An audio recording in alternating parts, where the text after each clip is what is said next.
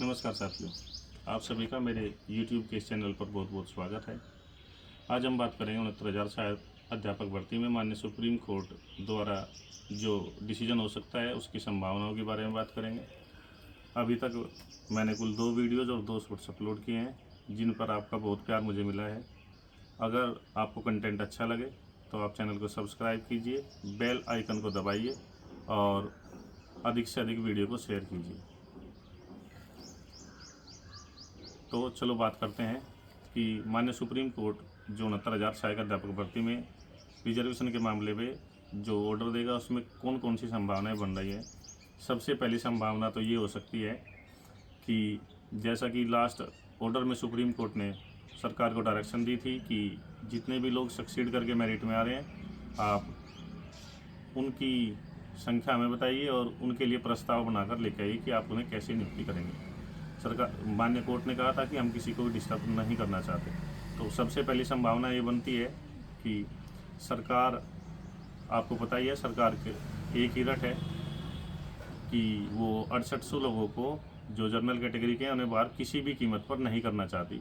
तो पहले प्रस्ताव में सरकार कहेगी कि हम 6800 लोगों को नियुक्ति देना चाह रहे हैं, जिसका पुरजोर विरोध कोर्ट में होगा और बहुत कम संभावनाएं हैं कि इस पॉसिबिलिटी को माननीय कोर्ट भी माने, क्योंकि माननीय सुप्रीम कोर्ट ने जब लास्ट सुनवाई की थी तो सुप्रीम कोर्ट भी डबल बेंच के ऑर्डर को पढ़ के आया था। उन्हें भी पता है कि सरकार ने एक 6800 की लिस्ट जारी की हुई है।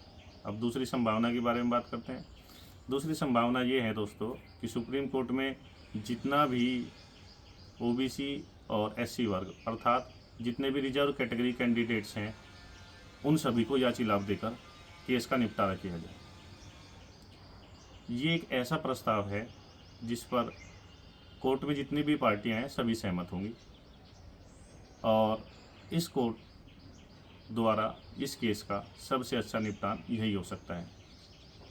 तीसरी संभावना ये है कि माननीय कोर्ट ये कहे कि भाई देखिए, हम जो जनरल कैटेगरी कैंडिडेट्स हैं, जैसे कि आपको पहले ही बता चुका हूँ मैं कि उन्हें सरकार बाहर नहीं करना चाहती और उन्हें कोर्ट भी बाहर नहीं करना चाहती।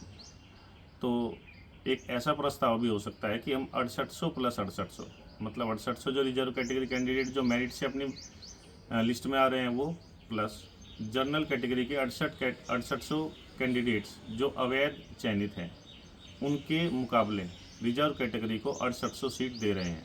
तो अगर ऐसा होता है तो उससे क्या होगा, उससे 6800 प्लस 6800 सीट्स देकर मेरिट गिराई जाएगी और जब वही मेरिट गिरेगी तो लगभग जो मेरिट आएगी ओबीसी की 6800 प्लस 6800 सीट मिलने से ओबीसी की वो मेरिट आएगी लगभग 64.5 के समथिंग वो मेरिट आ जाएगी। इसमें थोड़ा बहुत ऊपर नीचे हो सकता है, क्योंकि अगर 6800 प्लस 6800 रिजर्व कैटेगरी कैंडिडेट्स को सीट दी जाएंगी तो उसमें 6800 की 6800 सीट ओबीसी को नहीं मिलेंगी, उसमें ओबीसी और एससी को कुछ सीट्स मिलेंगी।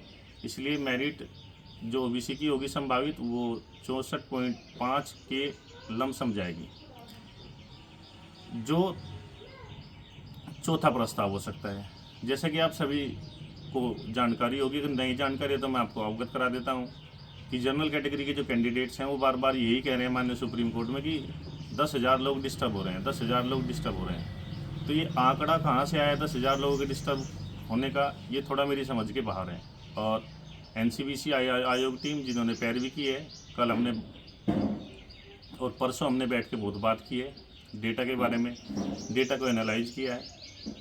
तो ये 10,000 सीट हमें नहीं समझ आती कि वो लोग किस प्रकार से इस 10,000 सीटों का दावा करते हैं। लेकिन अगर एक संभावना ये है कि ओबीसी को और एससी को मिलाकर 10,000 सीटें दे दी जाएं, तो इसका मतलब ये होगा कि इसमें से जो अभी लास्ट मेरिट है ओबीसी की जो लास्ट मेरिट है वो 65.48 है और एससी की जो लास्ट मेरिट है उसके बाद ओबीसी को जो सीट मिलेंगी उसमें लगभग 8234 और 1766 सीट लगभग एससी कैटेगरी को मिलने जा रही हैं। अगर ऐसा होता है तो अगर ऐसा होगा तो जो ओबीसी की संभावित मेरिट है वो 65.08 या उसके आसपास जाने की उम्मीद है। देखिए दोस्तों, ये हैं संभावनाएं जो हो सकती हैं अब सबसे महत्वपूर्ण बात यह है कि सरकार 6800 प्लस कैंडिडेट्स या 10,000 कैंडिडेट्स के बारे में कब सोचेगी।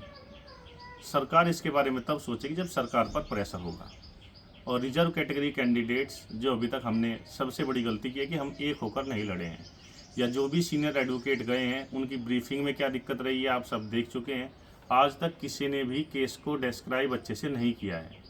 जब तक हम लोग पूरे रिजर्व कैटेगरी कैंडिडेट्स जब तक ये मांग नहीं करेंगे कि फैसला मेरिट पे दीजिए, और माननीय सुप्रीम कोर्ट अगर मेरिट पे फैसला नहीं देगा तो जस्टिस कैसे होगा, तब तक सरकार पर दबाव नहीं होगा। तो 19 तारीख को मेरा सभी टीमों से अनुरोध है, जो उनके पैरवीकार हैं उनसे ये अनुरोध है, अगर आप चाहते हैं कि ज़्यादा से ज़्यादा रिजर्व कैटेगरी कैंडिडेट्स 69,000 में शामिल हो, जहां हमने 6 साल वेट कर लिया, क्या हम और 6 महीने वेट या 3 महीने और वेट कर सकते हैं, केवल इसलिए कि हमारी कैटेगरी के अधिक से अधिक लोग जो मिल जाए वो नियुक्त हो जाए, अधिक से अधिक लोग। तो इसलिए आप सभी से एक ही अनुरोध है कि जो दूसरे पॉइंट हैं, दूसरे बिंदु हो सकते हैं, वो सभी टीमों के अलग अलग हो सकते हैं, लेकिन कम से कम एक मिनिमम प्रोग्राम के तहत हम ये कहें कि आप जज साहब, माननीय सुप्रीम कोर्ट, आप मेरिट पे फैसला दीजिए, हमें मेरिट का फैसला ही स्वीकार है। मेरिट पे फैसला आएगा तो सरकार पे प्रेशर आएगा, क्योंकि जिन जनरल कैटेगरी कैंडिडेट्स को सरकार ने गलत तरीके से नियुक्त किया है और ओबीसी एससी के साथ इतना भेदभाव करके उन्हें नियुक्त किया है, और एक ऐसी सूची जारी की थी जिसमें ना तो कोई कट ऑफ थी, ना ही कोई कैटेगरी थी, ना वो कैटेगरी बताई गई है किस कैटेगरी में कैंडिडेट सिलेक्ट हुआ है।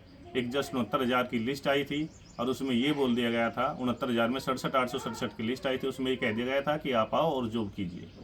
तो एक इतनी अनफेयर लिस्ट दी गई थी, उसके बाद सरकार अपनी गलती मानती है और 6800 की लिस्ट जारी करती है, और अभी तक भी लोग नियुक्ति के लिए भटक रहे हैं। तो इसलिए सारे लोग इकट्ठा होकर बस यही प्रयास कीजिए कि मेरिट पे बहस हो, तभी सरकार पे प्रेशर आएगा, तभी आपकी बात कोर्ट में मानी जाएगी। धन्यवाद दोस्तों।